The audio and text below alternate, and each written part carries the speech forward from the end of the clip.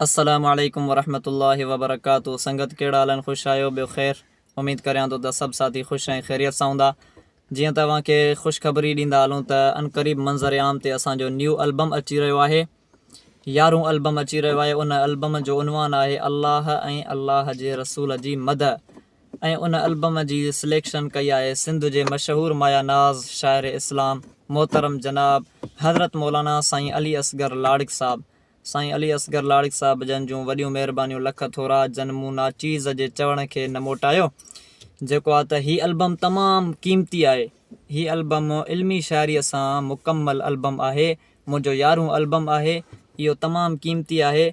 जेको आहे त सिंधीअ में पेज तव्हां सर्च कंदो फेसबुक ते नात ख़्वान क़ारी फ़राज़ हुसैनी, उन पेज खे लाइक ऐं फॉलो कयो ऐं असांजे यूट्यूब चैनल खे सब्सक्राइब कयो। यूट्यूब चैनल जो नालो आहे इंग्लिश में फ़राज़ हुसैनी लिखियलु अथसि, उनखे सब्सक्राइब कयो। जेके बि दोस्त ॾिसनि था, जेके बि दोस्त मूंखे ॿुधनि था, ऐं उन्हनि खे गुज़ारिश कयूं था त अॻिते शेयर कंदा हलियो तव्हां त सभु दोस्त असांजा शेयर ॿुधी सघनि। वॾियूं महिरबानियूं लख थोरा। अस्सलामु अलैकुम। नात ख़्वान क़ारी फ़राज़ हुसैनी।